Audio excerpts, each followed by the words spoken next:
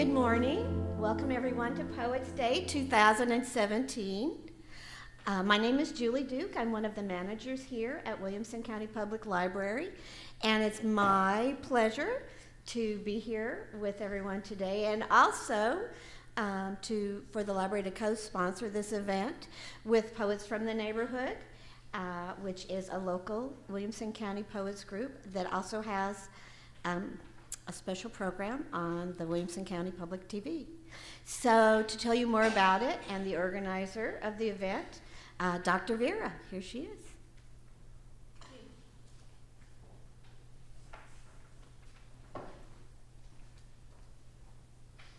Thank you, Julie. Welcome. Sorry, it's a Franklin Festival Day, so. Yeah, and so welcome to Poets Day. This is the first ever Poets Day we have organized, and Poets from the Neighborhood is a group of local poets. We have been presenting poetry program on the Williamson County TV since 2013. We wouldn't be here if not for Sally Lee, who is very resourceful poet, and she initiated this program. So ever since we have been going, and we are here. And thank you for all the poets who have been writing and submitting and keep it going. And so this program was, we thought of celebrating the Poetry Month, and Nancy Fletcher Blum had for years organized Tennessee Read Round, and which had been held in the same room. 10 years ago, I came here to participate in the open mic, the very first time I ever read here. And so that started me to be serious about my poetry, because I can remember Nancy sitting there and shaking her head and responding, and all the other poets were very friendly and very supportive. So we wanted to have the same kind of opportunity for the community, for children and adults as well. So that's the idea of having this. And also we have established poets with books, and we have the books here, and they will also read. And as people come and sign up, they will be reading on the open mic. And Louis Collin is the master of ceremonies for the open mic sessions. And Sandy Kuma and David Harris will be the moderators helping Louis Collin. And we have some awards that, by the kind generosity of some of the poets, we have been able to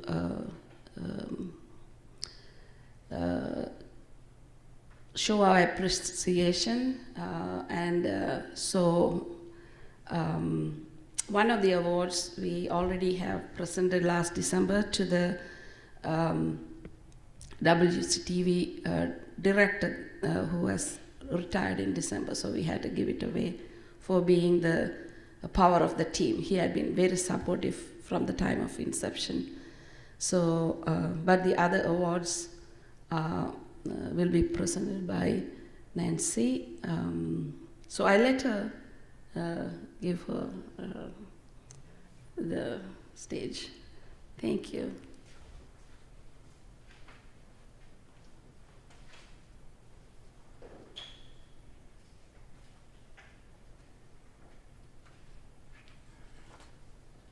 Good morning.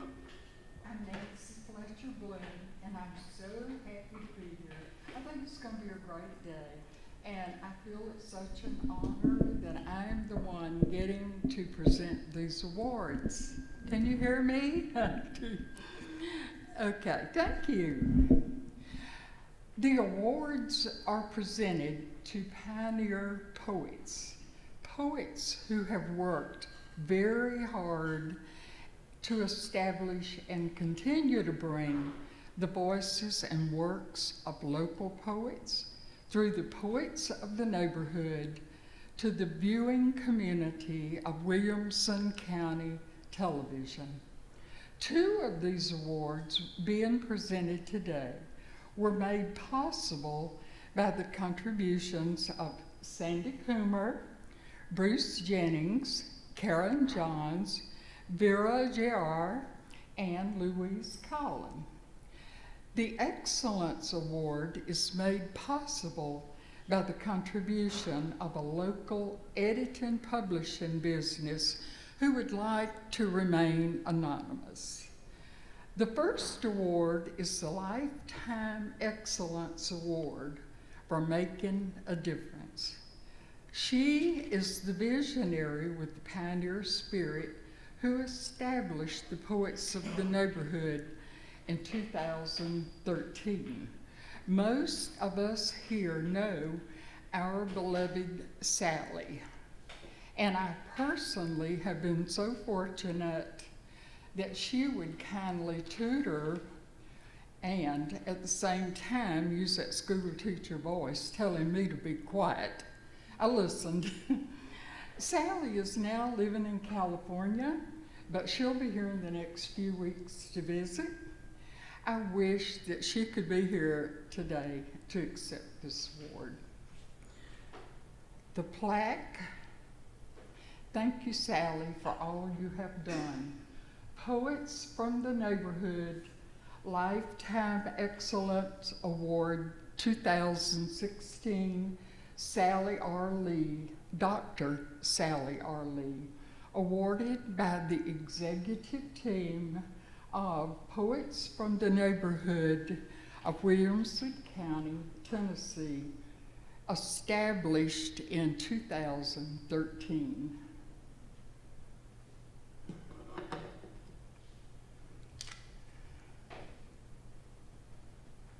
Excuse me.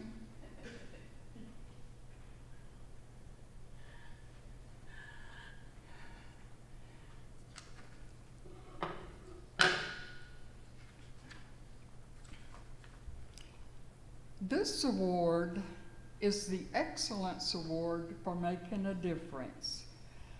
She is the person who has served as its executive producer, following in Sally's footsteps since 2014, strengthening this volunteer program, and for the last 3 years has recruited many poets and volunteers, hosts, and the selective of poems that were submitted. She has worked tirelessly, getting media promotions through TV interviews, the newspapers, and online media. Dr. Vera J.R. is as passionate about her poetry and the support of others. All are grateful for her dedication, for going above and beyond, and the joy she brings to others through her own poetry. I would like to present this award to Dr. Vera J.R. Excellence Award, 2016, awarded by the executive team, Poets from the Neighborhood, Williamson County, Tennessee, established in 2013. Congratulations.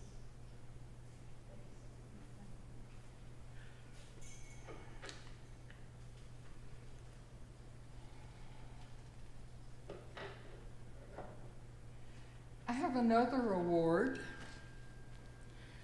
This Excellence Award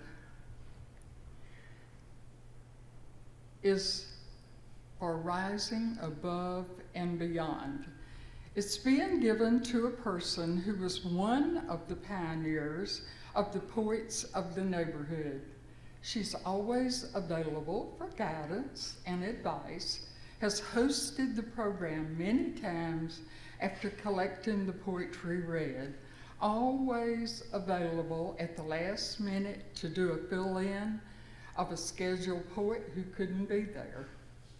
She has total dedication to the world of poetry, her poet friends, and her own poetry. She doesn't seem upset if she's called at 10 at night or 6 in the morning for one of us to say, "Do you have a minute to listen to my work?" Of course she does. I am so honored to present this plaque to Louise Collin. Louise, would you please come?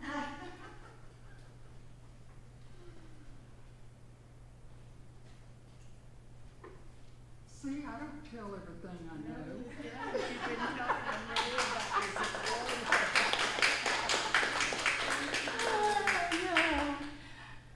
This is the Excellence Award 2016 to Louise Collin, awarded by the executive team, Poets from the Neighborhood, Williamson County, Tennessee, established in 2013. Thank you so much.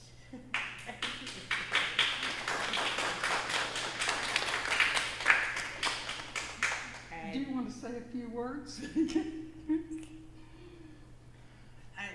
Yes. I want to tell you a little bit about how the Poets from the Neighborhood got started, because it's Sally and I went to an interview by the library, and Sally did so beautifully at the interview that Newt came out just smiling, and he had her come back for another interview with somebody else, and that gave Sally the idea, well, if we can do this so well, we can also get the poets going. So we talked about it a little bit, and then Victoria Clausey and I got together and read some poems that we thought would be good for the first time.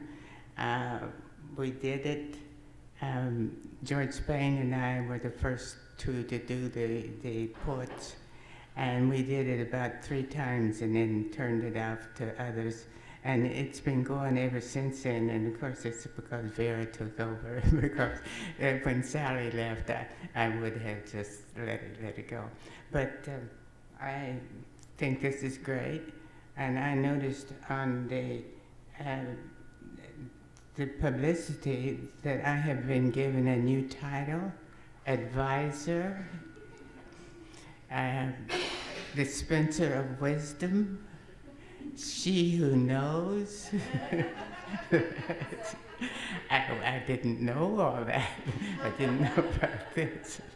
Thank you so much.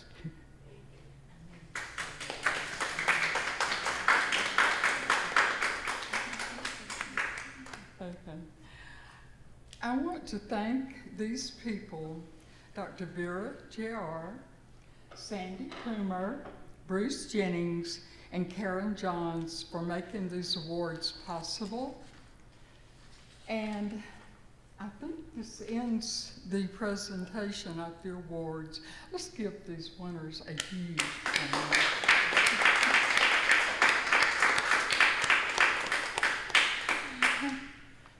Vera.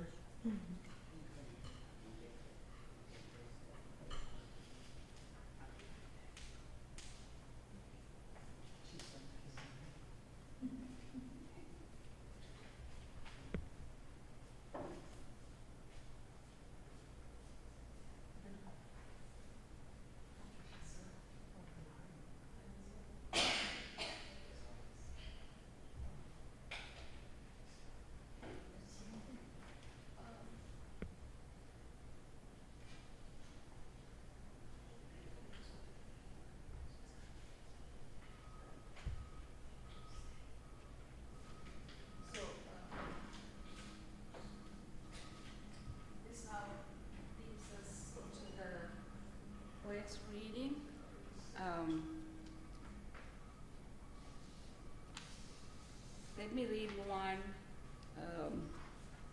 that I wrote honoring Sally Lee. She had been such a great mentor to me. So when she was leaving to California, I felt so sad. And so this is the poem that came out of it. And I want to read that in honor of her today. This shawl wraps everything that is good and kind. I am wishing for you.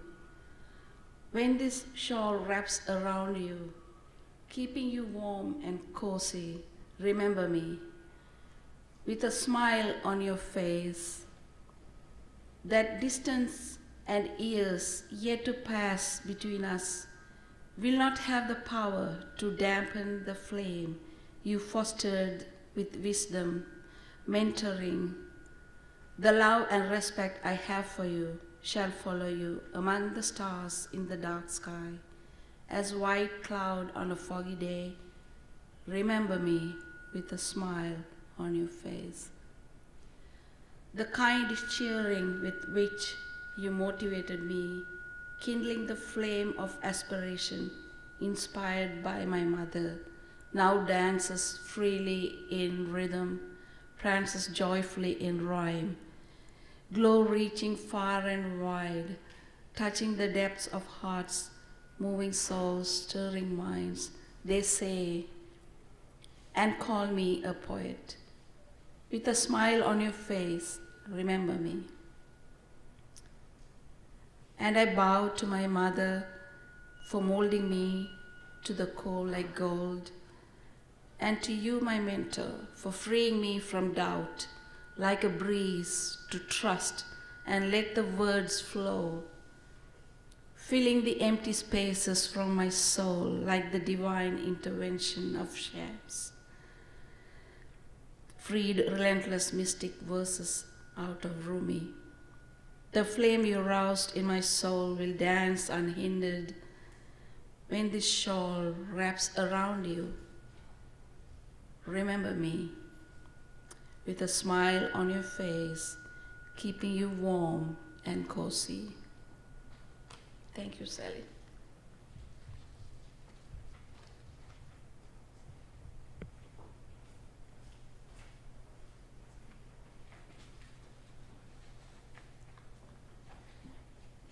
Sandy and I have had a private conversation and decided that since there's more empty spaces than there are people, forget about the timing. As I call you up, read what you want to read, and we'll go on from there until we get more people in. The first one I have here is Stephanie Renee Bell. Is that you? Okay.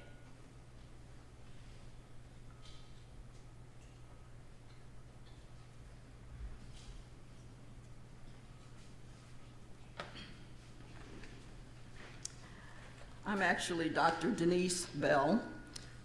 These poems were written by my late daughter, Stephanie Renee Bell, who was diagnosed with a malignant brain tumor at 19 and went to heaven at 20.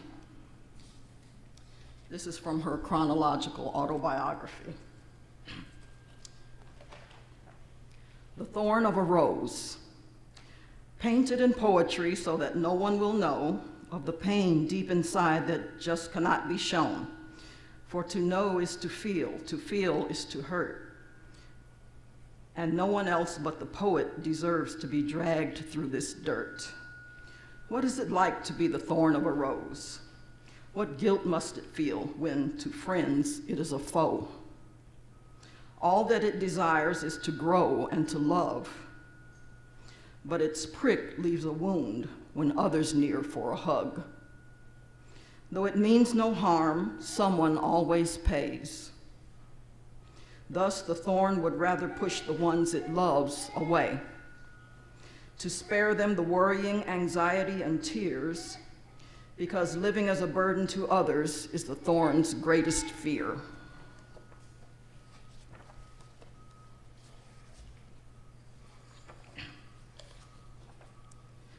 Abandoned. Am I unnecessary, the piece that doesn't fit? Everything I love is destined to hurt me.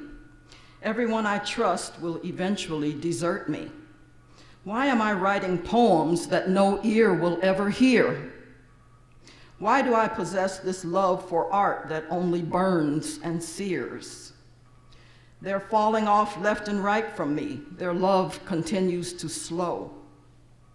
The more my trust dissolves in them, I find I'm letting go. My skin is only so thick, I don't think I can take anymore. My heart is shattering day by day, but they only continue to ignore. What hurts the most is loyalty once displayed to my face, but now that they've left, I only see it as mere courtesy gone to waste. If you won't walk with me, then just leave me and don't make it worse. Don't play off how easily I get attached, my love that tastes like a curse. Don't ever give me another smile, then leave me all alone. Painfully, I beg of you to stop and to end this tortuous song.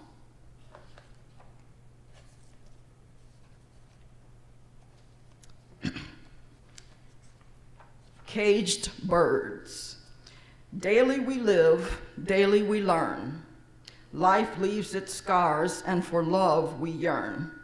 Yet I'm faced with ubiquitous truth in the matter of contradiction. Because we tend to act on fantasies, our dreams are only fiction. So never do we vent, for we're afraid of the consequences. Afraid to leave the house and cross other neighbors' fences. Afraid to let our baggage be exposed amongst the crowd. Afraid to drop our pride and let God guide us to living out loud. In childhood, we learn to label. Youth, we learn to judge. Adulthood brings anxiety, and against the innocent there is a grudge. Our lives revolve around the act, keeping our pride intact. And because of this, we hurt and refuse to face the facts. Fear begins to dictate the desires of our hearts. Like living in a game, we're put right back on start. Dreams can't be reached if our security lines are breached. And since we think we're prospering, incivility is preached. But if you succeed to find a route to the depths of one's soul, you could easily catch a glimpse of the culprit causing this hole. Because though we're constantly faced with feeling we don't belong, we're more alike than we think, as caged birds singing the same song.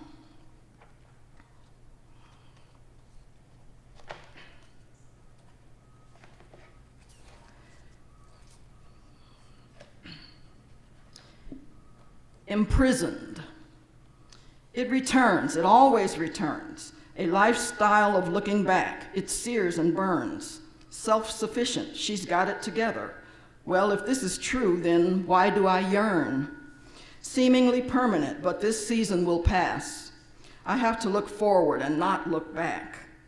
Friends turn to foes, though I promised not to be one of those. I wonder if they see it, the lack in my eyes. My voice, my smile, it's all a disguise. The inside is covered, the real me smothered. The young woman inside, will she be discovered? I must set her free, for she desires to soar, reaching new heights as never before. But instead, she's imprisoned, oppressed by her reflection, and covering inside of a heart of many complexions.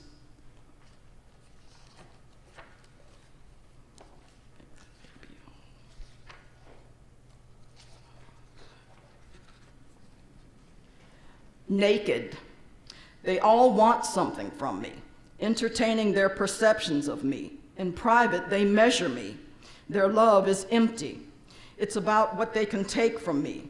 Thus, their love is lust. There is no respect. I am the vessel to their success. I'm the jewelry around their neck, tricked into giving my devotion and friendship. I'd take a bullet for them. They might stand and watch me die, thinking, there goes my success. second-guessed, ridiculed, naked, stripped by their eyes, inhumane, cruel, and selfish. They watch me as I lie. The ground is cold like their hearts for me. I wish I could hide so that they can't see me. So hurt I can barely rhyme. My gift is swallowed. Instead I write until all the blood drains. My heart is stabbed, punctured by deception. I wish I hadn't trusted. I wish that I had questioned. I can feel for them, but they only pretend to feel for me. In order to steal my trust, my heart, to save it for a rainy day, they bring up the past, use it as bait. Remember when? They question me so that they can have their way. I only want to be cared about. I don't even need it indeed. Just promise me you feel for me, and off my friendship you will not feed. Love is sacrificial. It's not all about you.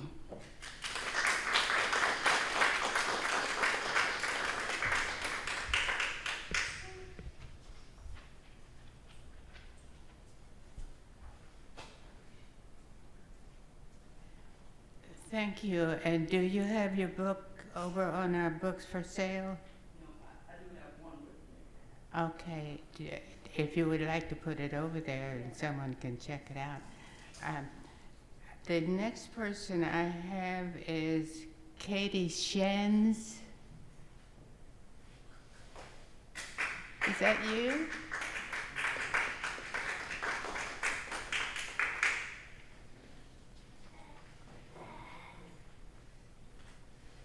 Well, I am by no means a poet, but I wanted to go before my daughter so that she could get her confidence up. So this is a tough act to follow, but I wrote this poem for my kids. They inspired me to write this. So let me tell you about my friend, the most loyal gal I know, rarely ever leaves my side. Her name is Susie Shadow. She's long and lean in the morning, but shrinks in the afternoon light. She wears her hair just like mine, and her skin is dark as night. When Susie's by my side, she's the only friend I need. Other kids bully and boss, but Susie follows my lead. Hopscotch, dolls, or jump rope, she always lets me choose.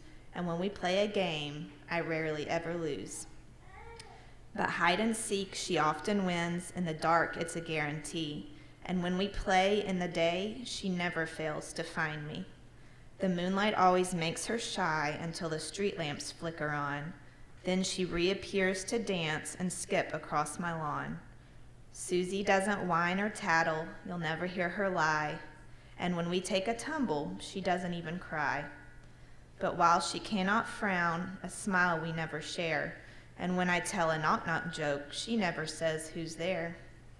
She can't push me in a swing or spin a merry-go-round, and my side of the seesaw never gets off the ground. It can get quite lonely when your friend has no words. Sure, she keeps your secrets, but you never feel quite heard. Perhaps I need a real friend, one made of flesh and bone, who stands by me when darkness falls, refusing to leave me alone.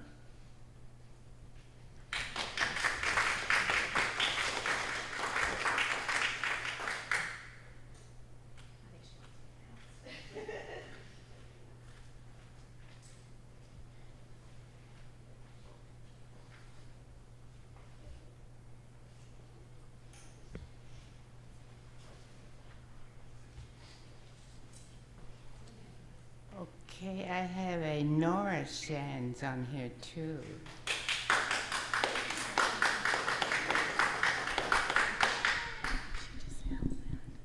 Get it.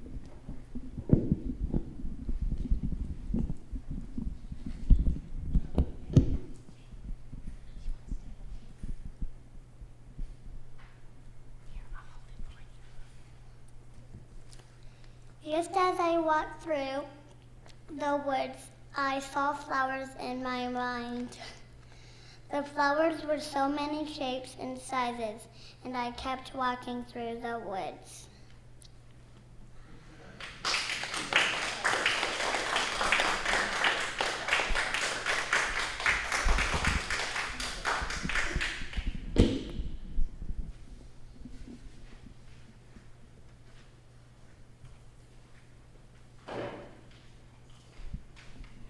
Thank you, Nora. You did a beautiful job. I get this done.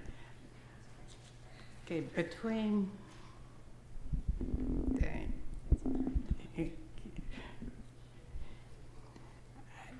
I'm going to read a poem now by Sally Lee. It's the last poem she sent me. I sent her a poem about someone dying, and she fussed at me for doing that, to send it to her, and I said, no way, because none of us know. So she then sent this one back to me. Not Dying by Sally Lee. At first, nothing mattered, because I was dying. So just live day to day. Eat any cookies that you like. Write anything. It doesn't matter. Just do what you like in the moment. But gradually, bits of living seemed real. Put on a clean shirt to go out to supper with grandchildren. Maybe pin your hair back where the brown shoes surface peels away. Throw them out. You have 2 more comfy pair. One afternoon, start a good book that tomorrow you'll keep on reading. Tap into friends' Facebook pages to see what your good grandbabies. Write a thank you note. See a movie. Well, you seem to be involved a little in the present world. Might as well vote in the election. We do have opinions of the candidate. You read and like the book. You go to a book club. Might as well bake a coffee cake for Sunday morning. Home-baked cakes are better than bought. Borrow a beautiful 1,000-piece jigsaw puzzle. It's a joy to work toward the lovely picture. Yes, knit a cap. That's not a big project. Project? Well, yes, you can write some poems for Christmas presents and make a few cards. Chat with a friend about weather and grandchildren. One of these days, you will know that you are alive after all. Start a long novel. Okay, that's it. My favorite poem so far that Sally has sent me. And the next person that we have on here has come over from Nashville, where he is known as, tell me if I have this right, the poet of Jefferson Street, is that correct? Close enough. Okay, Jefferson Street poem. I remember James Floyd.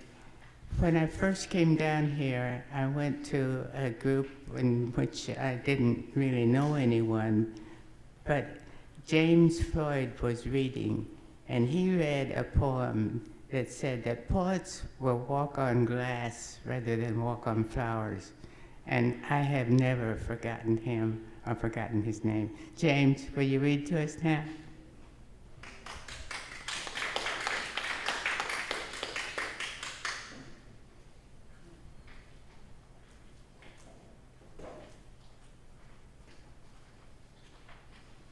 Thank you.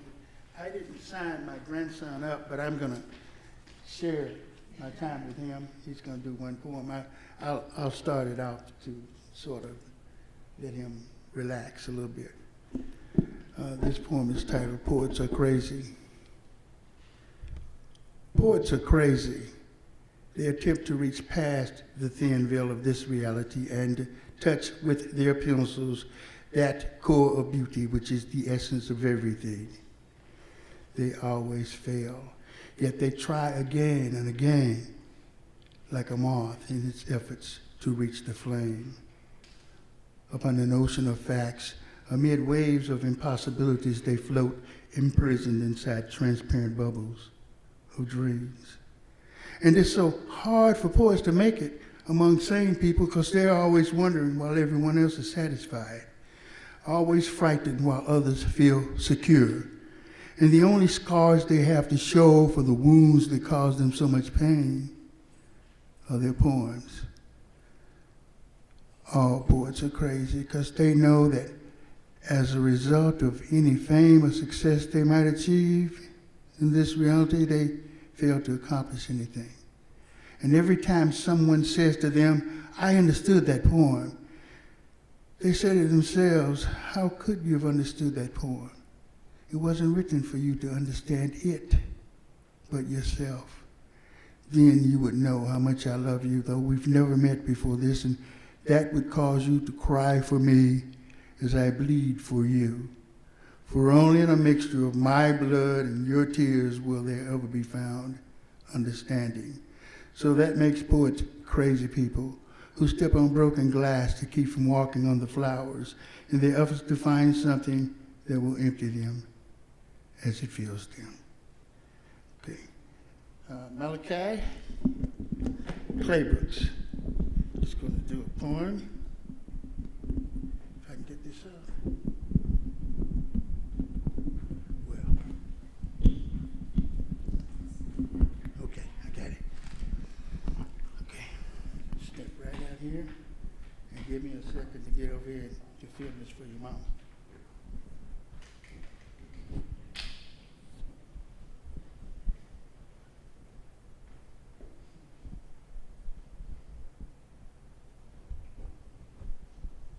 I stepped up on the stage one day, my heart went pity-pat. I thought I heard somebody say, whose little boy is that? I said, my name is Tommy Toddy, I ain't scared of nobody.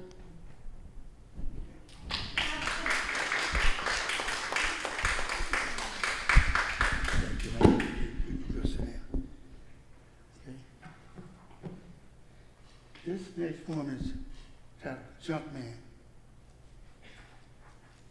When I was growing up in Nashville, Tennessee in the 1950s, there was a man who used to come around driving the biggest wagon in the world, drawn by the biggest horse in the world. He collected things nobody wanted anymore and either repaired them or sold them to the junkyard for recycling. Now, I don't know if anybody ever knew his real name. We just called him Junkman because his bass-voiced song was as much a part of the day as the fragrance of honeysuckle. We'd hear him calling, Chuckman, Chuckman, if you can't use it, I sure can, Chuckman. Chuckman used to tell us kids stories on warm summer evenings till our mamas called us inside for supper. And everybody respected Junkman because what Junkman did was Junkman's business. Junkman, Junkman, if you can't use it, I sure can. Chuckman. Hey, lady, now that old scrub boy's done scrubbed a many a piece, that's for sure. But you ain't got no need of it no more. Chuckman. And that wet rock has done sharpened many an axe and helped Grandpa collect his thoughts and relax. But its days done come and gone. Just throw it in my wagon and I'll take it on. Chuckman, Chuckman, if you can't use it, I sure can. Chuckman. Now, what about that spinning wheel all broke down? It ain't doing nothing but just laying around. And let me have that book of poems by Langston Hughes, the one with the covers all are missing. That man sure has some powerful words to say, but nowadays, ain't nobody even listening. Chuckman, Chuckman, if you can't use it, I sure can. Chuckman. What about that tub they called rainwater for Grandma's hair? Or Grandpa's old wicker rocking chair? If it's broke or it's rusty, I don't care. Chuckman. Chuckman's been gone a long time now, and I can't say exactly when he left, but I often think of him. And you know, sometimes it seems like when Chuckman left, he took all the good stuff with him. Chuckman, Chuckman, if you can't use it, I sure can. Chuckman. I'm going to do a couple more. This one is titled Tomato or Tomato, whichever you prefer.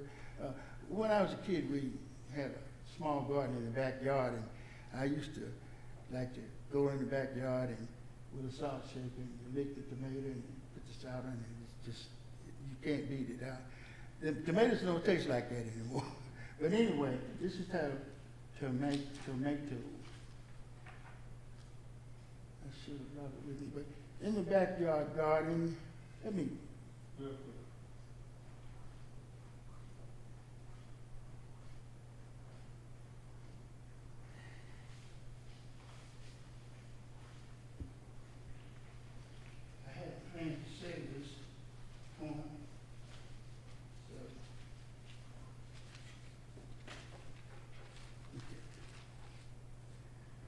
backyard garden, I see the pale, fuzzy greenness of its leaves.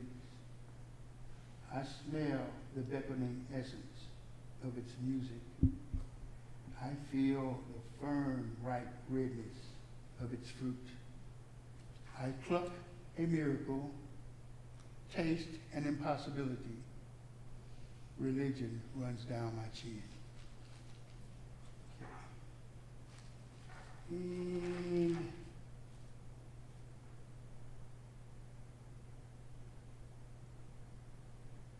I'll give the title of this poem after the little brief introduction. I want to write a true love story, but I don't know when it started, so I don't know where to begin. I want to speak of feelings reaching into outer space, going past infinity with no end. Should I try to tell this tale, I know that I will surely fail, for this saga is still being told in each man's, woman's, rocks, trees, soul. Yet I, the punny poetic pen, even in my most inspired moments, could but offend my muse. That self-same muse who set me free won't cut me loose. So write I must the story of pious stirrings and human love. It's called God and God, Invisibility Incorporated. God with an uppercase, God with a lowercase. Milton Proud was a wino with 20 years experience in invisibility, except for those brief moments when he would materialize to bum bus fare to the nearest cheap white poet. He lied and begged and stole, and sometimes he did odd jobs. He cooked his liver. He suffered the weight of the world, invisible. He staggered down the street, invisible. He sat on a bench in the bus stop, invisible. He lay in the park weeping softly, invisible. He slept in the meadow with the flowers, and during those elation nocturnal hours, along with the flowers, he was blessed by starry nights and baptized in sweet holy dew. Mornings, as harsh dimensions of another day sent him along his way. Invisible, he would say, amazed in grace, how sweet the sound that saved a wretch like me. No one heard, though he brushed many a shoulder in the crowd of faces, looking up for God through which he moved invisible. One winter night, drunk, he fell and struck his head, a fatal blow on a rock. And as he lay there, arms straight out, legs together stiffly before him, his body made a cross in the snow. And as the snow drank of his final scarlet sacrament, he said, Father, forgive them. And gave up the ghost. God heard, God saw, God loves, even old winos like you, Milton Pride. Amen. And the last one is titled, I'll do this one. I had an occasion, I've had this, most of these poems, all but one or two of these poems are on the CD, which is the book that I've written, Some Gentle Moving Thing. And I've had occasion to give this particular poem out too often. Just recently, a couple of days ago, a friend of mine lost his father. It's titled Wasted Flowers. Give me no flowers, or give me no praise, because at last I've come to the end of these days. Let no tears of sadness streak your face, because we were apart for a while. Know that now I'm in a better place, and let that knowledge bring forth a smile. Your tears belong to this world of mortals who've forgotten how to even pray, the ones who pursue material nothings from day to wasteful day. weep for the newborn child who has yet to go through the things I've been, and try to find peace I found before you two leave this world of women and men. Thank you.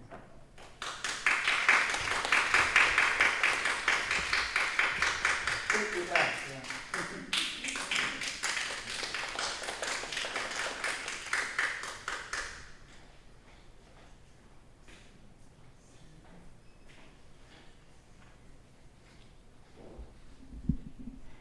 Mr. Floyd has some CDs and DVDs over there.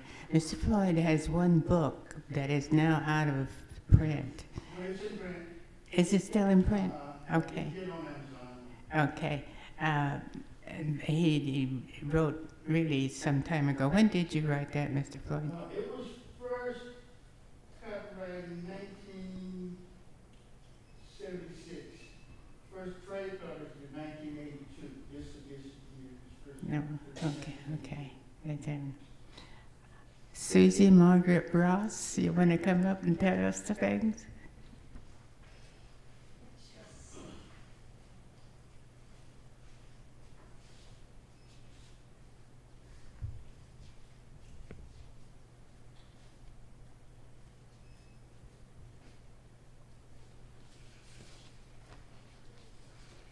Am I loud enough or not too loud? Refugees. We cling to each other, afraid to look back, afraid to think about anything except tomorrow. We carry only those things most precious to us: dreams, memories, a cooking pot.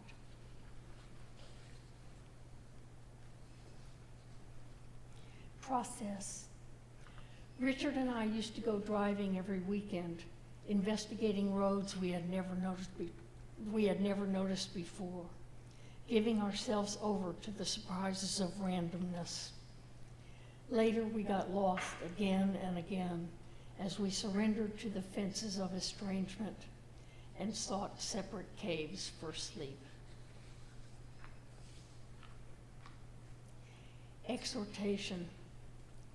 Dance with what inspires you. Grab hold of the mystery of life. Open your soul to wonder. Acknowledge the shadows, but do not let them pull you into the dark. Spread wide your arms in rejoicing. Love song. Like the cactus in the desert, daring against all odds to bloom, offer your heart to another. Lie. I told his granddaughter that he had become one of the stars in the sky, that he would watch over her each night. But I knew better. For me, he had vanished into the darkness of my tomorrows. For me, he had left only the ache of a bird missing one of its wings. Hospice. Clear blue-green water, Cozumel in Mexico, island of retreat. Soft waves at my feet, solitude under blue sky, I can rest at last. Late afternoon, I washed my heartaches in the river, beating them clean against the stones.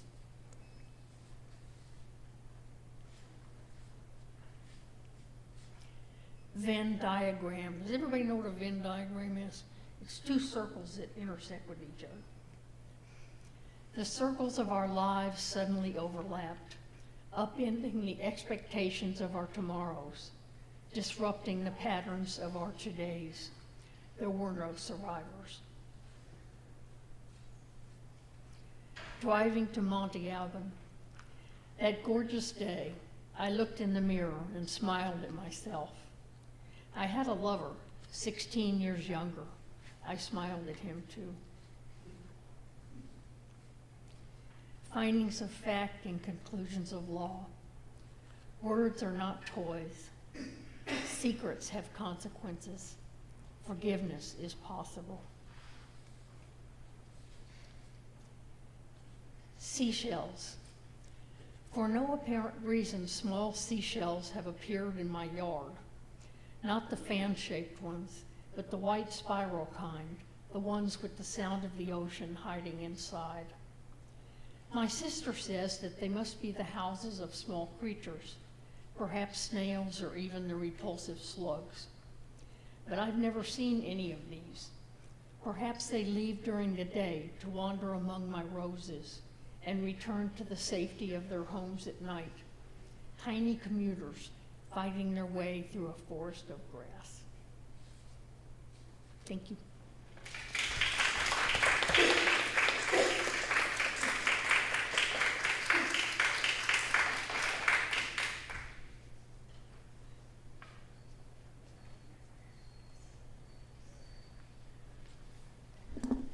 Mr. Harris, I had to sign in for you, and I have an unbelievable talent for forgetting names.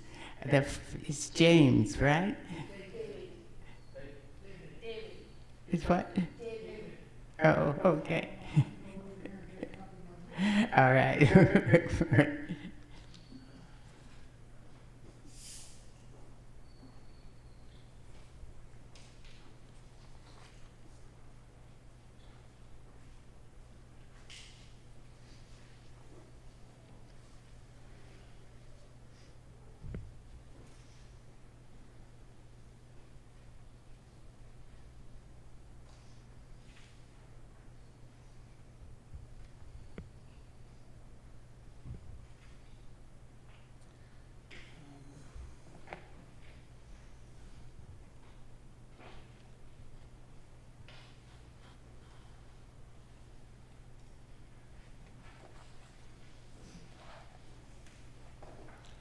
Monica Maper is an old friend of mine. We worked together in publishing many years ago, and we reconnected on Facebook.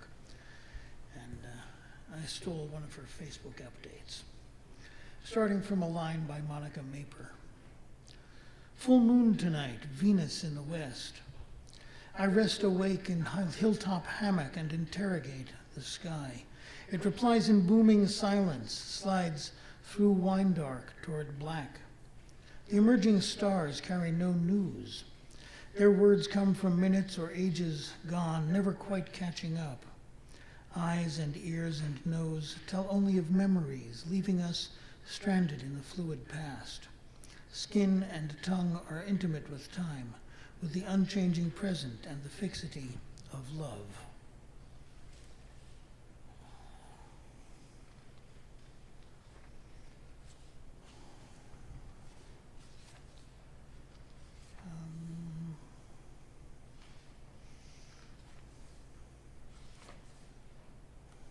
Well, since we're all or mostly all poets here. Poetry cops. They come to the door with badges. The tall one, the ponytail, and the denim jacket. Sandberg's face stitched on the back, asks politely, "Could you show us your poetry?" The other, shorter, broader, more like Gertrude Stein, snorts and sneers. At the kitchen table, refusing coffee, they examine notebooks, loose printouts. They mutter and make notes. Finally, they look at me. The good cop says, "Not too bad." The tough one talks of faulty rhymes, dysfunctional meter, inept lineation, enjambment, and caesura. We'll let you off with a warning, but pay more attention to your craft. Shaken but relieved, I promise to do better and watch them ring a neighbor's bell.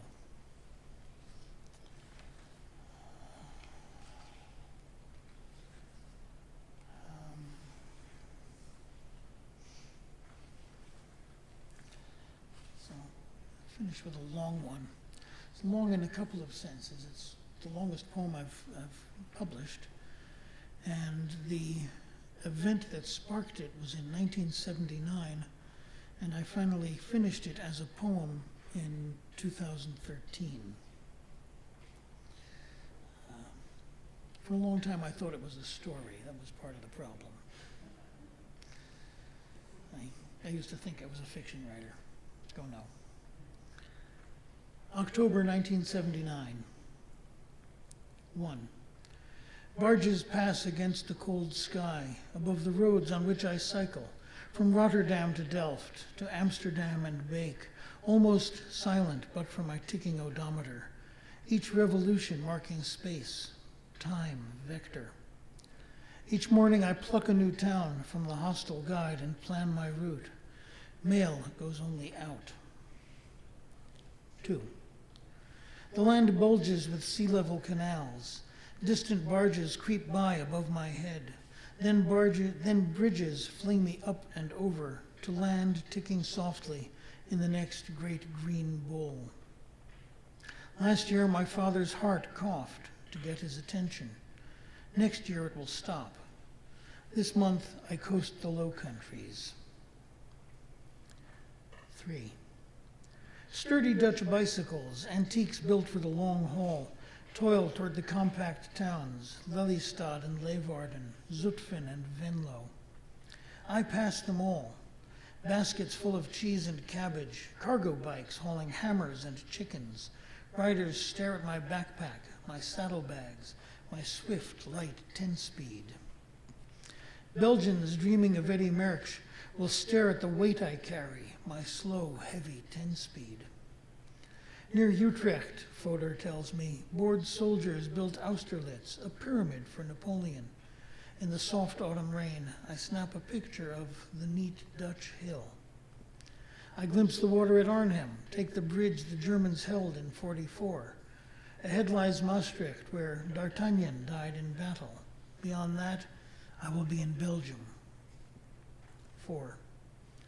The map, folded in its handlebar case, guides my ride. I track progress by the odometer clicks, by signs and landmarks, sinking into the map as I cannot, into the territory.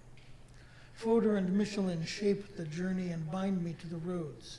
I have no schedule and no time for detours. My mind is full of love and battles. In New York, Renee reads my letters carefully, then throws them away. I ship Delftware home and wooden shoes, but carry only undeveloped images. My days slide past, dotted with apple cake and churches, museums and postcards. 5.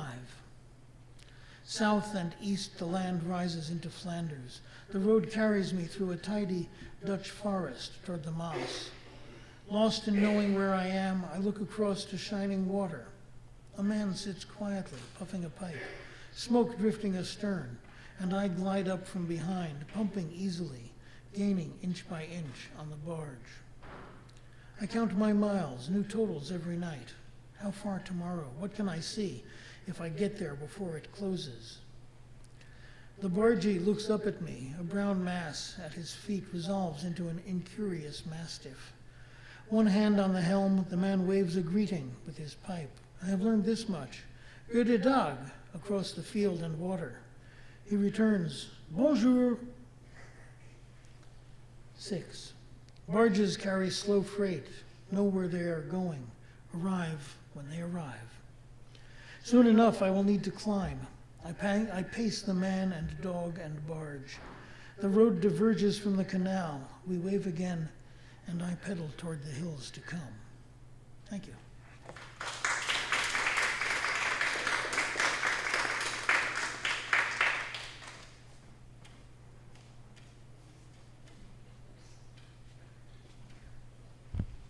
Okay, you want to go by and look at his books.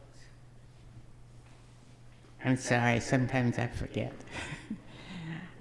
Nancy, did you bring something? I did not. For shame.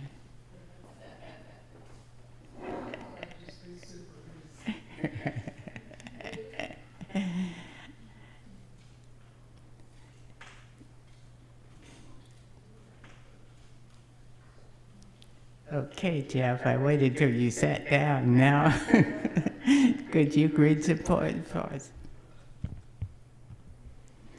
I went to a program that Jeff put on not too long ago in which he brought up the idea of line breaks. It was fascinating to me. I had never thought of it before. it makes a difference how your reader sees your poem when you bring a different word down into the next line. It's fascinating. Thank you for that, Jeff. Also for picking me up.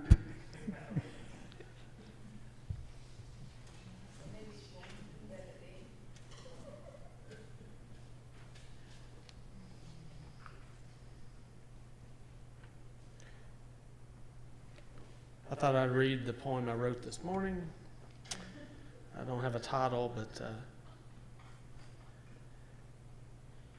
one of those mornings where the air lifts the maple leaves so that their undersides are visible, overcast, 2 wrens going out and coming back, one with a worm in its beak, the other with half the same. What's to be said now that there's nothing more to say? For starters, maybe the real world is not the visible one after all, but the one we don't see, the one that unless it's revealed to us, we'll never see. Or haven't we always known that, staring through tall grasses that sway left or right, but never enough and never at the same time, something far off beyond even imagining, one word and another, phrase after phrase, the wind stirring elsewhere, bowing lower the already lowest limbs.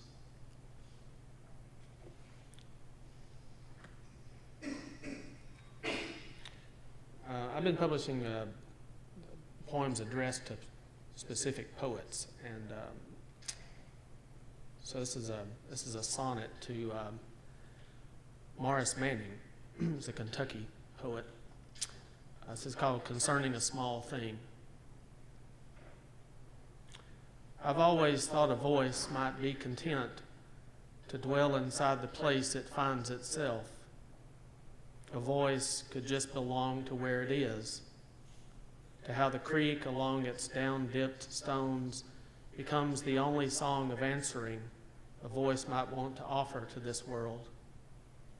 A voice could be that faint, could find small things like buckeye bits that fell away on moss, or leaf stems stitched to dust, or acorn shells.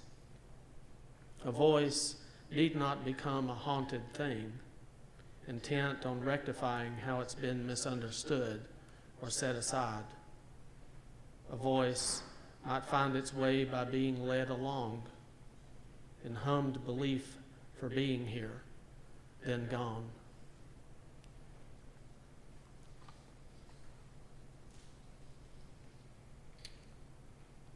This is called Being in Your Own Mind.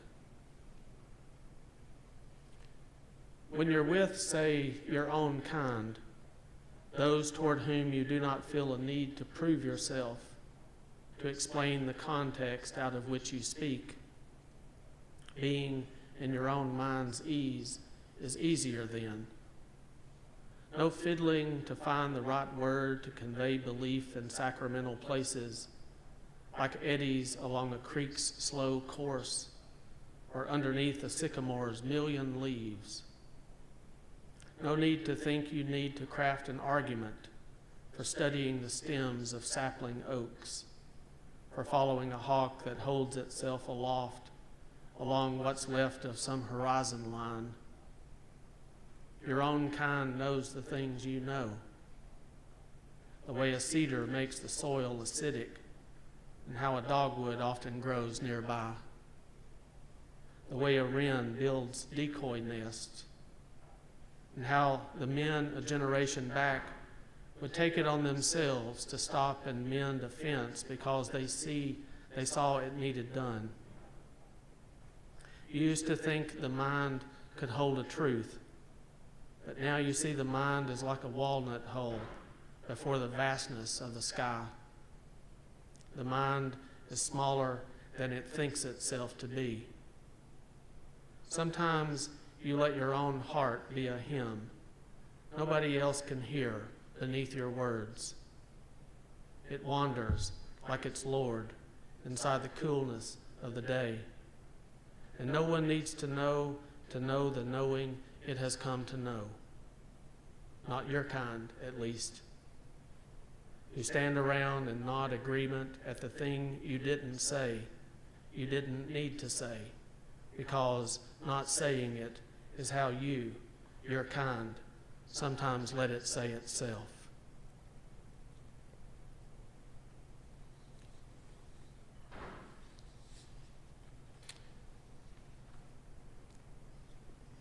And this is called a contentment. I think on a man who thinks little of what anyone thinks of him. He goes about his morning because it is the only one that has been given, and any other is not promised.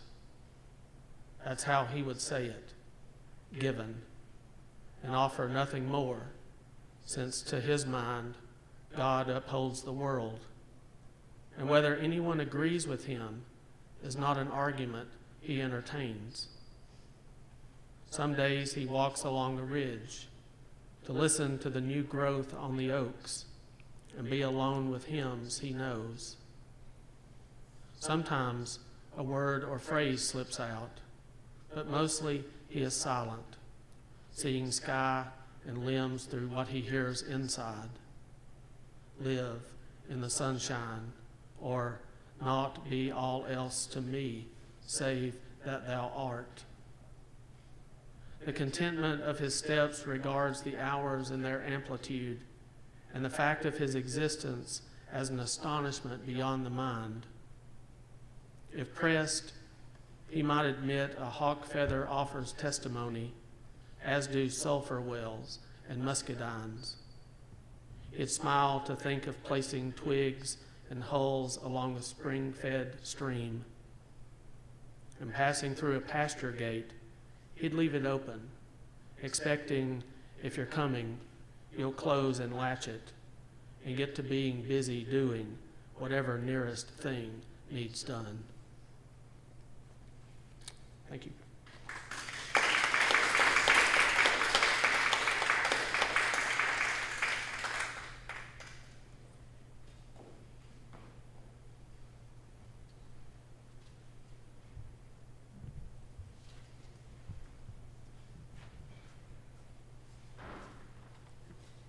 You may not notice, but Sandy and I are having an argument about, Sandy, could you get some from one of your books? Oh, okay. I'm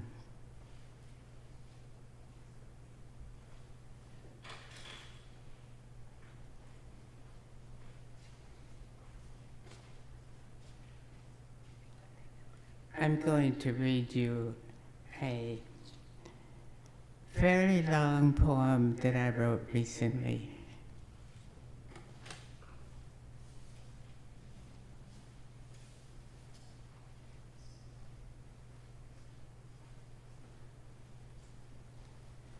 This is called Reflections on a 70-Year Marriage, and I have under it that it is a novel, to make it really clear that it is not a marriage of anyone I know that ever actually happened. You in a rented tuxedo, me on my father's arm, he alone gives me to you, while my mother, dressed in lace, sits silent in the front pew. From the father to the husband's care, the minister calls us man and wife, not husband and wife. The music, flowers, cake, the honeymoon, oh, the honeymoon. Settling in, babies who turn to men and women, through broken bones, late night phone calls, 2 from police. Society changes for women. I choose the old title housewife, accepting diapers, drudge, cleaning the same space again and again. A hot meal when you come home, Snickers for my modern friends. money, evil-rooted monies, some memories best left to clouds. You succeed, your fingers write your thoughts. I read your writing, hear your fishing, hunting memories. I know and love you in your young days when I didn't know you as I love you now. The children leave, leaving me lonely, looking to school, decisions, a career. Time dulls our senses. A ship and a ship we pass and pass in our empty house. I turn away from you, looking for love or caring touch. When eyes have turned toward other loves and sleep is back to back for anger, then, even then, soul fingers touch. Lonely I wander, searching for something with no name, or named a passion to return home, an infinite need to return to you, my forever home, from the stone of my world turned drift. I know you have walked through your wall of pain to reach to me again, when in our kitchen on a certain morning after a certain night, you smile across your coffee cup and pour mine. I sit with you, we talk, as other times, yet not as other times, for every action changes the color of the air between us, duller or brighter. You, wise one, choose brighter. Your deep love, mine deeper now, the hurt, forgiven, form strands of silk, acting to create another fabric, a tougher, softer weave of love. Trips to fill your bucket, mine, ours had happy days, driving for beauty, getting lost. Short comments drift through easy silence, some thoughts shared, some not.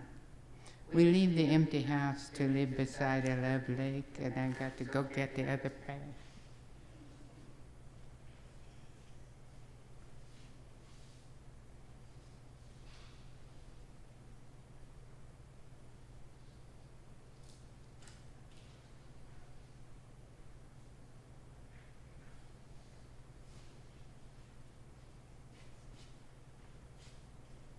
Guess what? I didn't bring it. So next year at the same time, come and I'll tell you how it ends.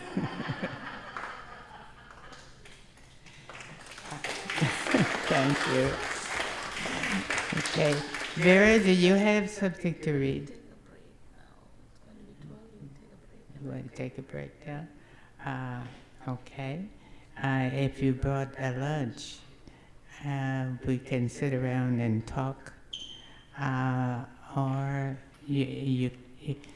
all the books are out, and if you would like to check the books, we can maybe buy one, which would be nice.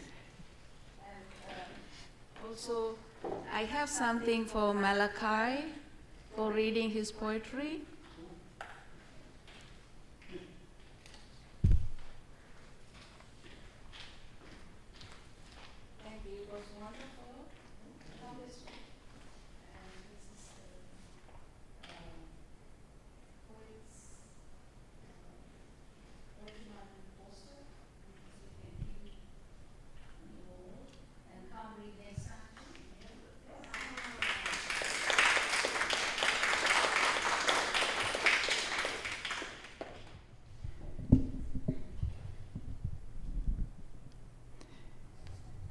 And first of all, we're going to have Sandy Coomer.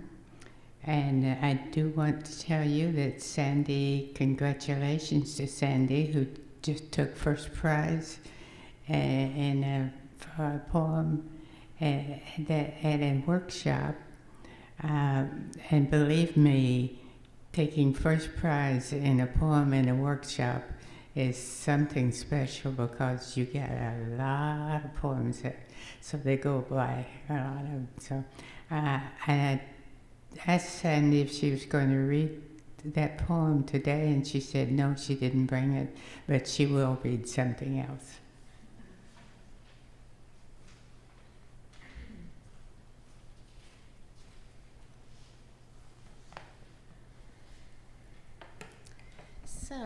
I'm going to read from my 2 chapbooks. And the first thing I'm going to read is a poem called Charmer. And this was one of the first poems I ever had published, and one of the first poems that I was ever really satisfied with, that I was really pleased with. So, Charmer. Bees cover his arms with tawny velvet and lucent wings as he walks the dripping comb to jars and lets slide the honey down. It oozes butter-like, melting amber glow, and he says, slow, move slow like a lover, so the bees believe. Bees smell threat, set their stingers to the nerves when thieves come calling deceit. Bees know what's true, know a liar by the fear in his feet. When the charmer chants in his deep, sweet baritone, there is no bee not beguiled by the buzz that sings them drunk on sound. Wooing them in the sunny waltz, he's got them high, believing he's kin. Born in the hive, the mountain whispers out of the hollow, the long-forgotten remnant that holds us together. Love in the circled memory, song both tangled and clear, truth in the clover when the bees dance full.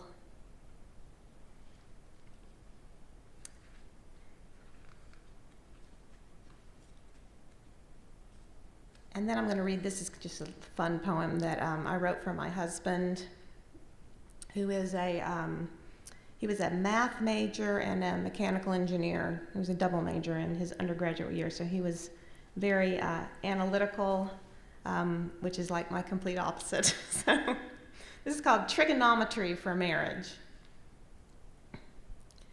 A figure 8 turned on its side is how we denoted love. Infinitely cute on our notes to each other, the flourish, the swoop that meant this is how much I love you. At 21, I believed the angles of life were smoothed by love, forgetting the factor of probabilities, significant digits. I was too right-brained for your left-brain analytics, your sine and cosine, your tangent and hypotenuse. My logic existed in words, not numbers, not calculations and spreadsheets proving your theories. Lost in right angles and unit circles, Pythagoras didn't measure my heart, my illogical emotion.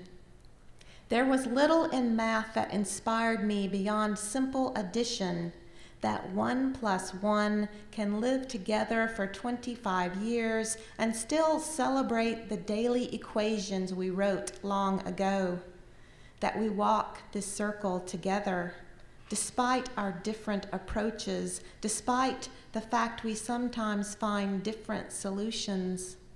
Let me simplify this to its lowest common denominator, infinitely, perhaps illogically, through innumerable trials, struggles, and misunderstandings, a figure 8 turned on its side. This is how much I love you. And I'm going to read a couple poems from The Presence of Absence.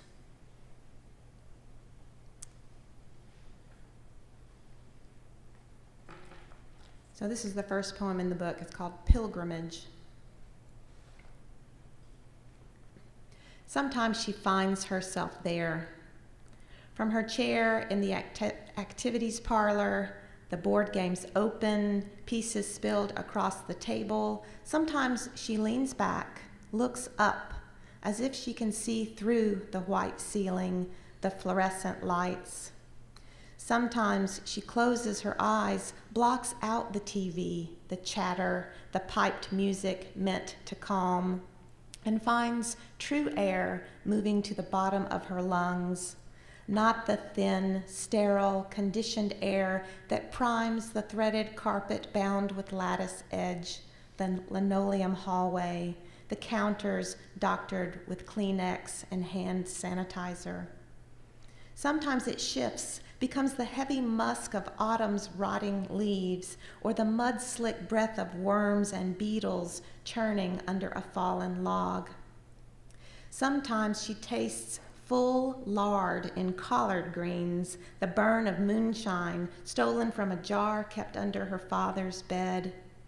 Then she is nearly there, high to the hip, in tobacco ready for harvest, stretching the shallow hill the tractor will soon slice. She is there in the little house off the road on a raised plot, above the gully where the lazy creek gouges the limestones, porous and brittle as ancient bones.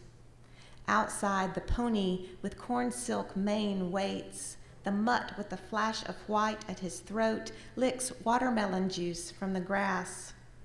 She hears voices, laughter so honest it lifts the wind to her neck, the first true hint of afternoon storm born in the radiating heat of a stagnant summer.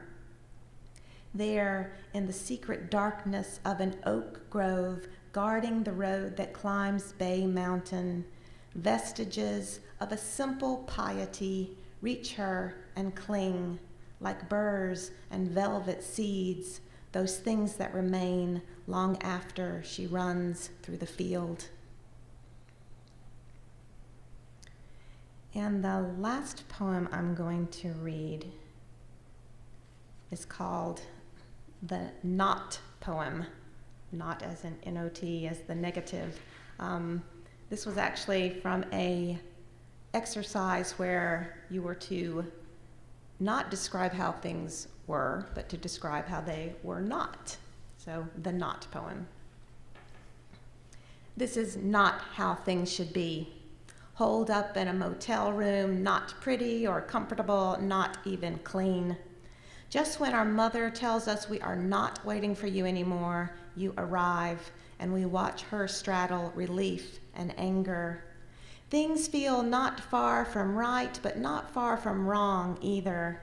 Our mother does not ask where you have been, and you do not tell her. You say, if that is not the roar of the ocean I hear in this beat-up motel, I don't know what it is. Except you do not say beat-up motel. You do not say this place not on the strip, not near the arcade and the pizza kitchen, the one you do not like. You do not say you will drive us those few blocks to the public beach. You do not offer to gather us in your arms and carry us over hot sand to the line where the aqua water turns it cool gray. We will not go without you, my mother's firm mouth now says. She does not look at you. We do not know what to do except to not look at you either. We wonder when we will not have to do this anymore. Thank you.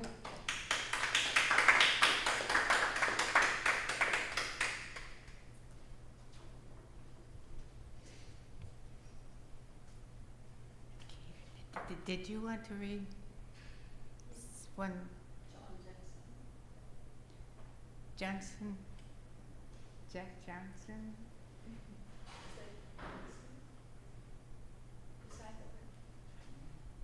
Okay. He not only is a poet, he also is one of the people who have been taking pictures of us while we do this. So he's doing double duty here, and we're glad to have him. I'm going to be doing 2 poems today, and neither one of them have titles, but they're just things that I've written in the past, and I just figured since I was here, I'd talk about them. So this first one, I think I wrote last month. It's pretty short.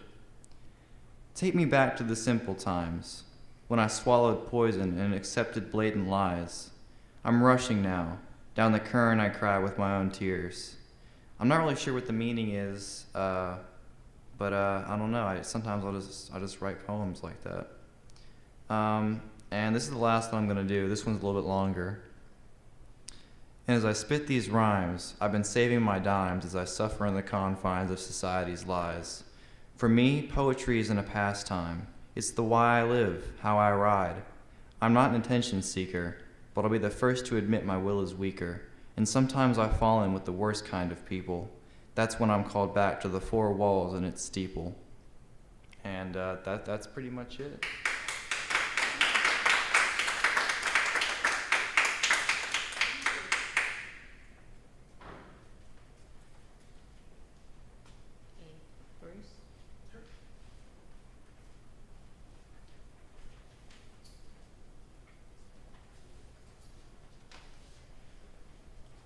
Hello on this beautiful day.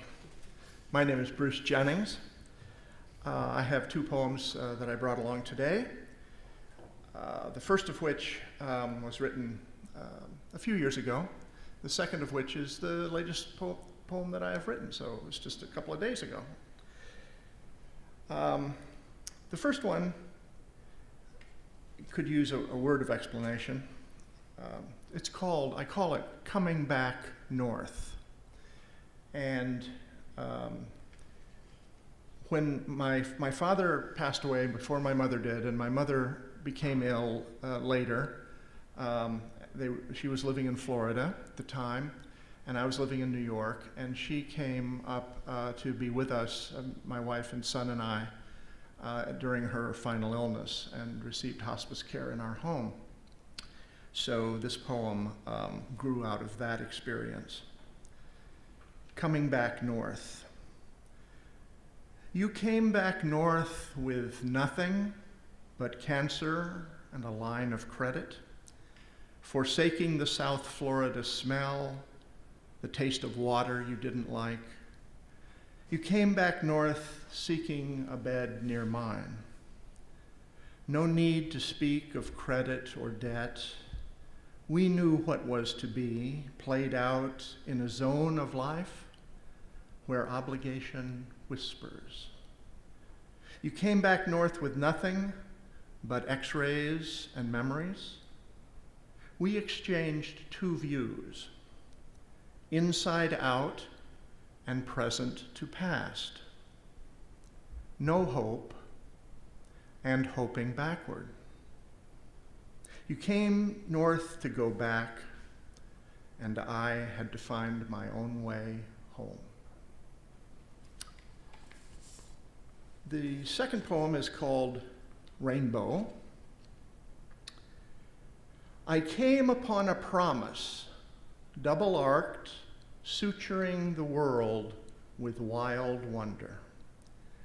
Such promises are hard to find and harder still to see, shy like martins, rare as redbirds in the snow.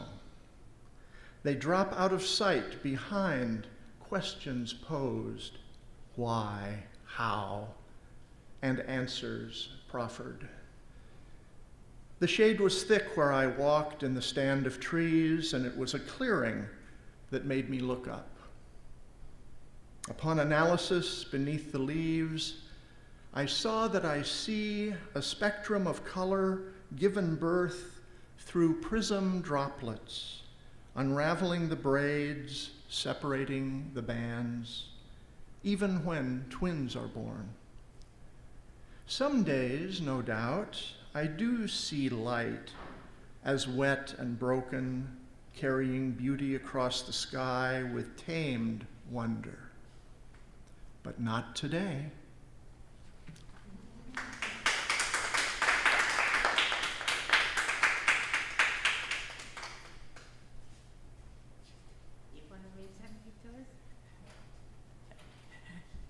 Do you want to read something to us? You don't want to? Okay. I think then we will have Vera read some of it, probably from her book along. And I would like to say that I really admire people who can write a poem and next day or next hour or a short time later feel it's good enough to read to people. It takes me weeks to get to that point. Maybe someday I'll learn to do that. Okay, Vera is going to read from her book, The Joy of Being.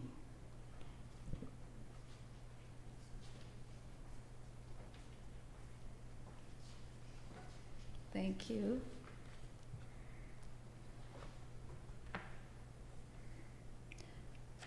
I'll read a few from the book.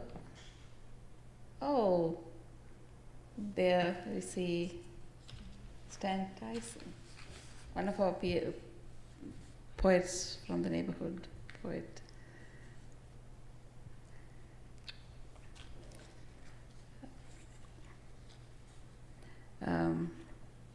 Do you have something to read, Stan, today? We'll give it a shot. Okay, let me give him the podium.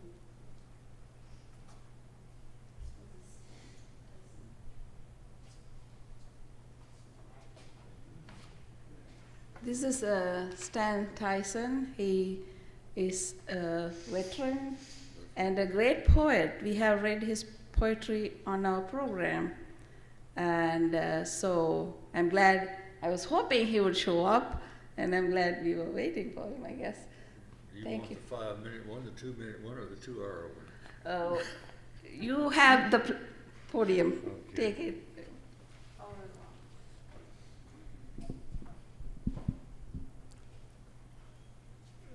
My wife and I went out into Washington County on a genealogy trip, and got into a little cemetery that a family named Armentrout had had a little church there. And the church was empty, and this poem is written basically about that little church. There's a little church back home, standing weathered and alone, and grass is growing high around the door. You won't hear a sinner pray. All the people moved away, and no one ever goes there anymore. Now it's just an empty place, once alive with saving grace, and those who knew our Savior's loving care. For the songs they used to sing made the belfry tower ring, and everyone found welcome waiting there. It stands on hallowed ground, where memories still abound of days when joy and laughter fill the air. There's nothing left behind, only shadows in the mind, and thoughts of moments past that linger there. But that little church back home is abandoned and alone, where grass grows ever higher rounding the door, where silence steals the day and echoes fade away, for no one ever goes there anymore. I wrote that, and my wife said, "Well, that's sad." And I said, "Sometimes things are sad." You want to keep going? Yes. I got one more here. It's a little longer than that. I was a battalion commander in Vietnam in 71, 72. And as most fire bases in the infantry have, they have a collection of dogs over a period of time. Because soldiers find them, and soldiers take dogs back with them, and you'll find them stuck inside their shirts and this sort of thing. But when time came to go home, we were not allowed to take the local animals home with us. So the question then came, what do you do with these pets? Well, we had one dog whose name was Old Dog, and the decision was, would we leave him on the fire base, which would be abandoned, or do we take him back into Bien Hoa? And the chances, once he got back to Bien Hoa, and that the Vietnamese people ate dogs, that he'd end up in somebody's Sunday dinner, and he would have fed probably a family of 10 for a week. He was a pretty good sized animal. So my decision was that we'd leave him on the fire base, because there were rats there and there were things out in the jungle.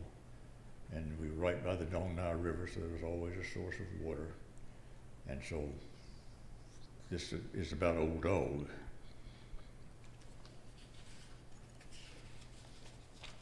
If I can find it here somewhere.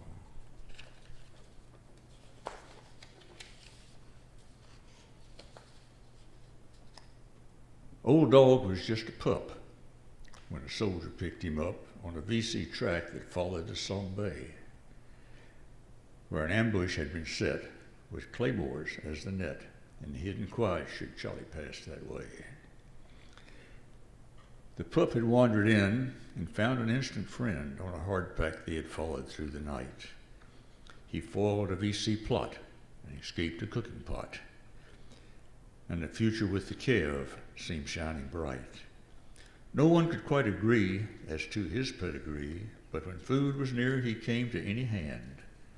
He quickly grew in size, and finally the guys just called him that old dog and let it stand.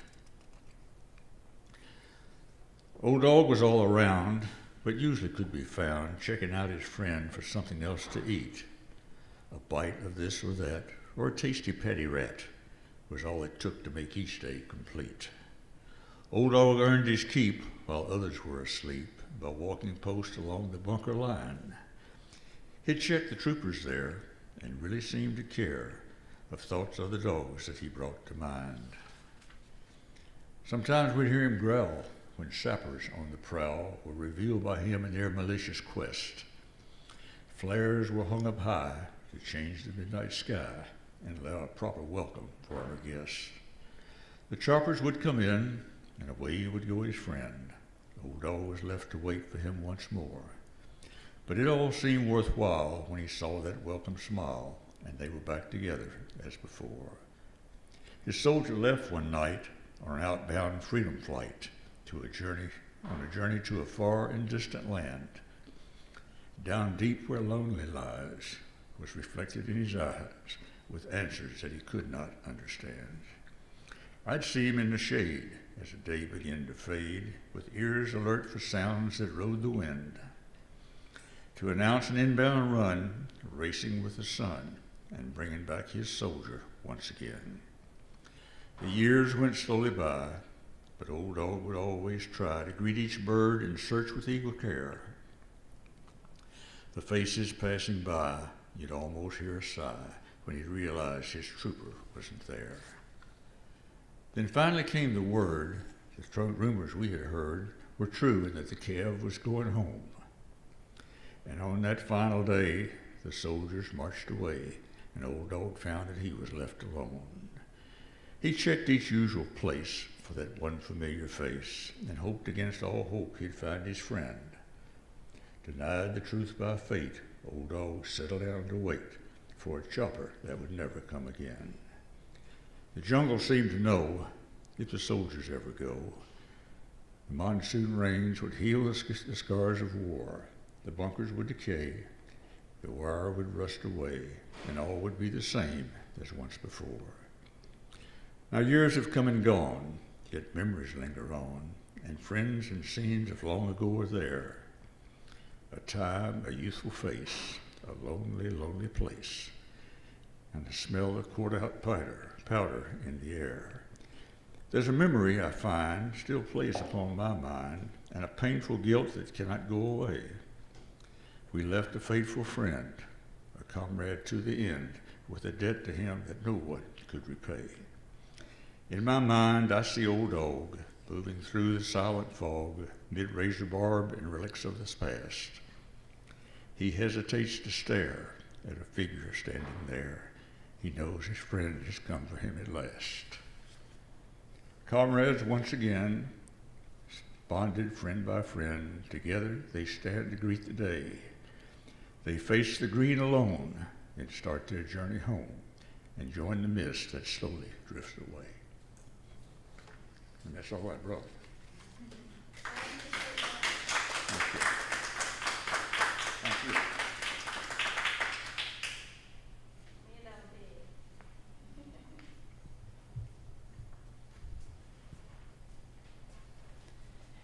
I think that last one was almost sadder than the first one.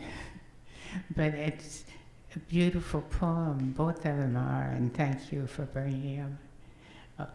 Okay, Vera, now we're ready for you. Thank you, Sven. That was awesome.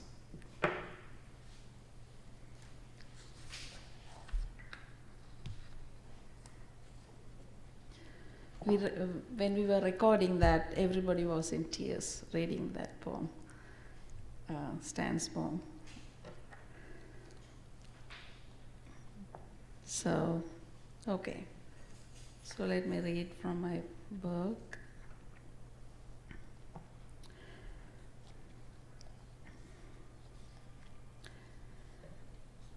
Essence of Being. Would I have known who I am if you, my God, hadn't whispered my name to my very being?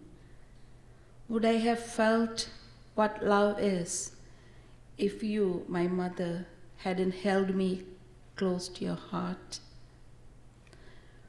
Would I have known what I could be if you, my love, hadn't held my arms at the altar? Would I have known who I am if you, my babies, hadn't blessed me with your beings?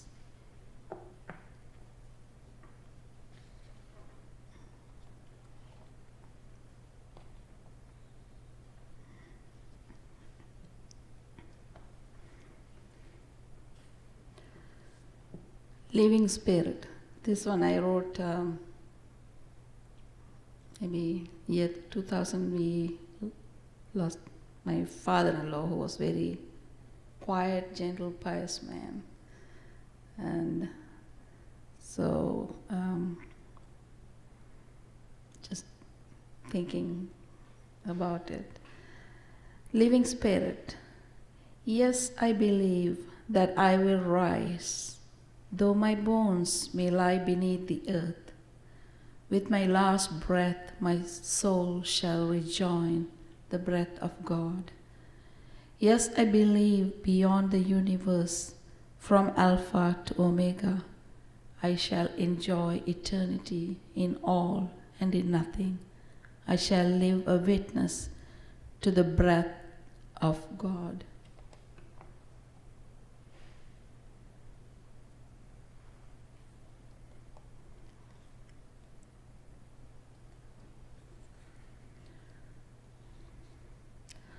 All is well.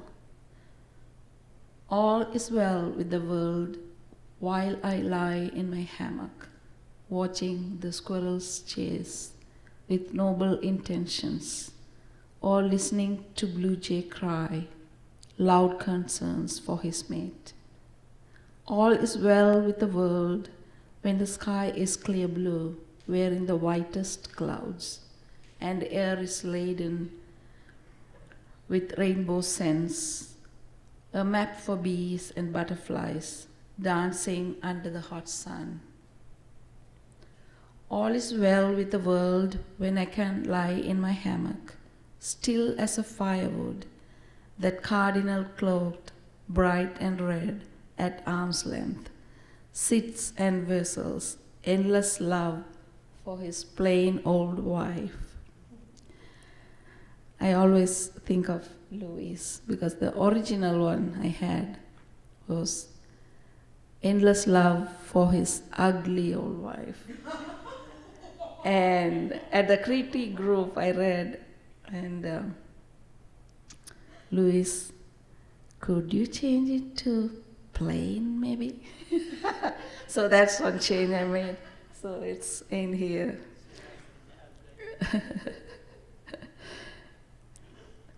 All will be well with the world when I lie in my little grave, just as I am now, resting in my hammock, amidst a busy world breathing and breeding happiness all around.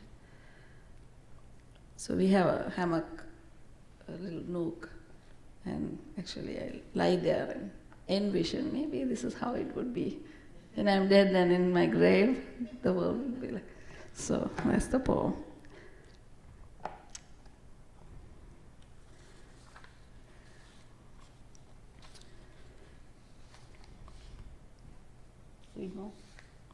Okay, so these are kind of poems that are not in a book yet. I brought some little funny ones if the kids are around, but who could tell why a thrown-away seed shoots a throne for the golden finch, a sunflower to court and feast? Who could tell Why one mimics the other in all brightness and sunshine, golden yellow and black shadow, who could tell? In all bright and sunny, if the sunflower blooms so fine, who made such a compass fine? Who could tell? Who sustains who? The sunshine or the golden finch that seeds the sunflower? Who could tell? The mystery of nature, beginning and the end of a circle in a sphere. Who could tell?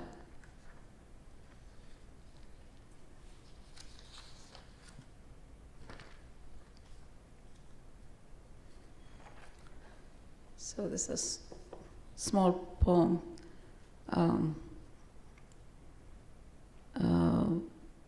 with the, I think, one of the prompts in our writers group. Writing a poem. I sat down to write a poem, my fingers feeling the keyboard, my brain on search mode, the cursor blinking on, both my mind and computer trying to boot up. I stare at the screen, looking deep into my soul.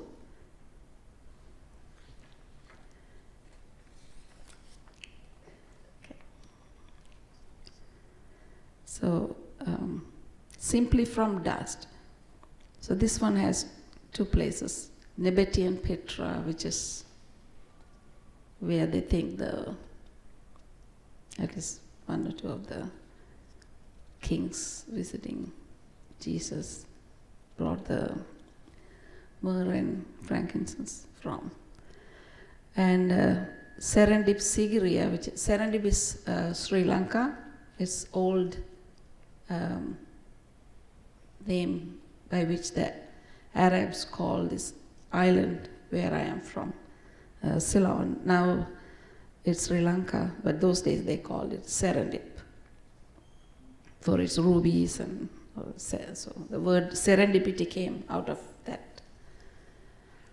Simply from dust, sketch, score, and chisel, carve into mounds of rock, build cities like Nabatean Petra, fortified palace in Serendip, Sigiriya, standing still, monumental, amid scorching desert or tropical rainforest. Though oceans away, rocks from centuries past speaks to human effort at larger than life. Obsession to be immortal, baby steps at parodying the one who fashioned rocks and the mortals simply from dust.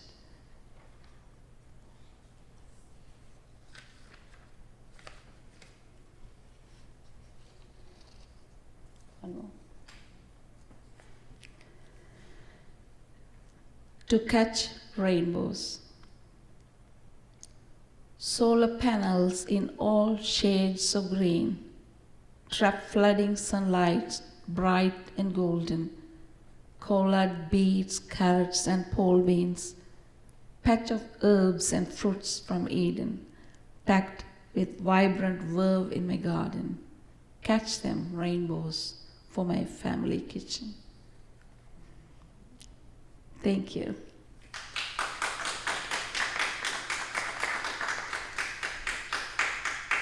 Thank you.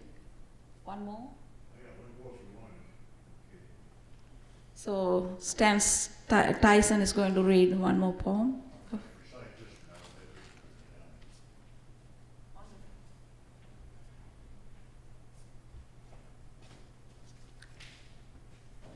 Much to the chagrin of my pastor, this was written during one of his sermons one time. And it was used last Memorial Day down here at 5 Points, for part of the service down there. As we wandered down a well-worn way in search of those who couldn't stay, now lost in mist where shadows play, a distant place called yesterday. We served the flag when we were young, boys to men, yet songs we sung were filled with hope for days to come. And life was good when we were young. So now we followed day by day along that ancient traveled way which leads to those who slipped away. A moment passed just yesterday. Our day grows long and calls the night. A distant star shines down its light upon a time and place where they have gathered there in yesterday.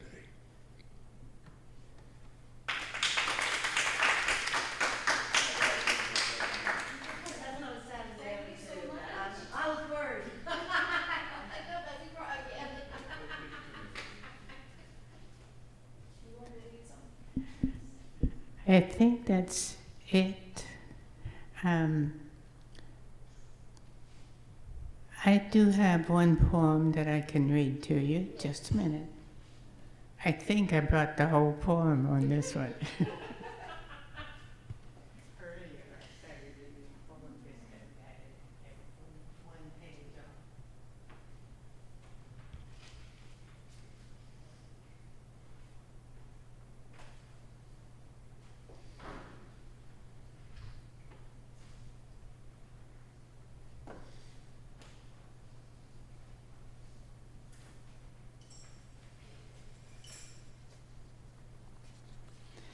This is one that I've read several times, so you may have heard it. Let me change my glasses.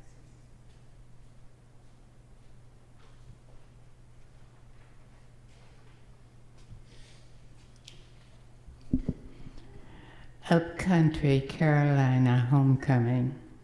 Cousins kissing, talk and listen on parallel tiers, do a cappella roundelay. Marching syllable to syllable, they sew words together, soul-warming pieces of patchwork quilts stitched together with hugs. They discuss ancestors as part of present lives. Great-granddaddy met great-grandmama at Seneca in 1904. They dissect their sepia pictures for foreheads and lips, lay fingers across chins and noses. See that mouth? That's James. There's great-granddaddy for sure there in Tommy's eyes. Conversation boils like cresting cuffs of mountain rivers, tongues and richly around native names. Tugelo, Tukoa, Wakula, Walhalla, Nantahala, Swanee, Tuckasegee, Kiowa. Crooning tones blend with shade tree music, a flat-top guitar, banjo, fiddles, clacking spoons and clogging feet on squares of wood. Sweet dulcimers sing above the feathery squeals of playing children. Mothers smile. Honey, just mash that light on for me. Where's Grandmama? Oh, she had to go make a branch. Never mind, you might put more Ritz crackers in that macaroni and cheese pie. Don't that smell good, though? Kitchen smells, biscuits, chicken, ham, barbecue, swirl out and gladden noses, braiding and unbraiding with scents of hibiscus, gardenias, purple thrift, roses, creamy lilies. Old horseshoe pitchers under the chinaberry tree pause and think eagerly of the feast to come after the blessing. They laugh about their long childhood wait for the old-timey preacher to bless the children, bless the green grass, bless the blue sky, bless the cooling food to our hungry bodies. The old men bless the young minister who sends God a short email instead of an epistle. They speak briefly with lowered lids of emotional blessings, of children, of wives. That grandson of mine is a pistol, all right. Then they pick up horseshoes again, not looking at the one who stands in silence, remembering grief. Have focused on target stakes, leaners, ringers. They listen for the signal to break bread together with kinfolk. Savor already respect due and given to the elders of the clan there at that long table. Upcountry Carolinians are huggers, touchers, givers, dancers, singers, fighters, drinkers, hunters, tellers of story, lovers of God and guns, children and country, of women, and fierce freedom-fighting men in time-misted Scots tartans, yesterday's gray homespun and today's camouflage. Upcountry Carolinians are people-minded, mountain-minded, beloved.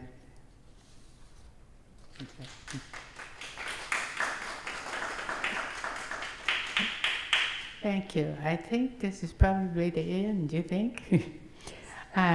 Do you want to cancel the last? Yeah. Or will we wait to see if someone comes in for it? Yeah, we can. Can watch, whatever. Okay.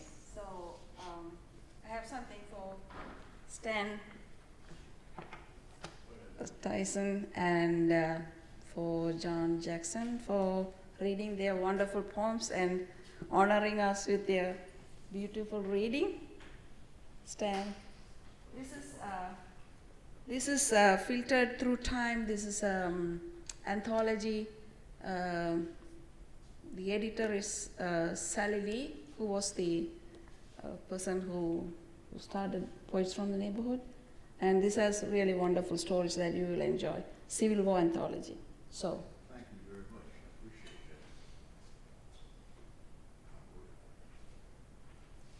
I appreciate that. And John Jackson, you said, don't know what to do with poetry. Maybe this will be some ideas.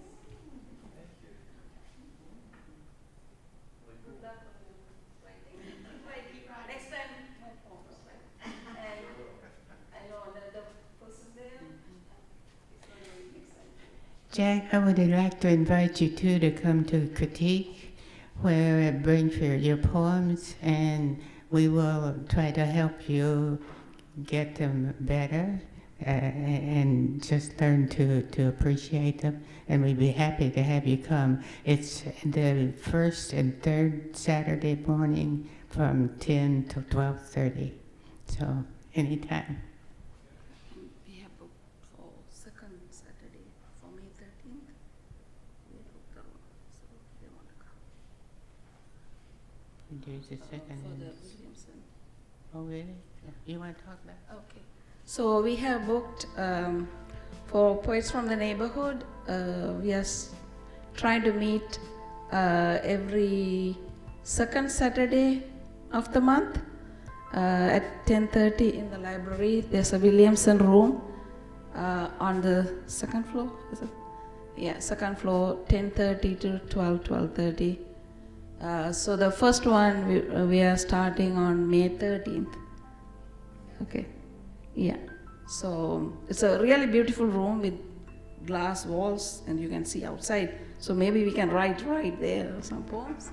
So you are all welcome. So thank you, and thank you for being here. And next year I'm sure it will be much more. We will make sure there's no Franklin Festival, City Festival going on at the same time. Okay. God bless you. God bless you.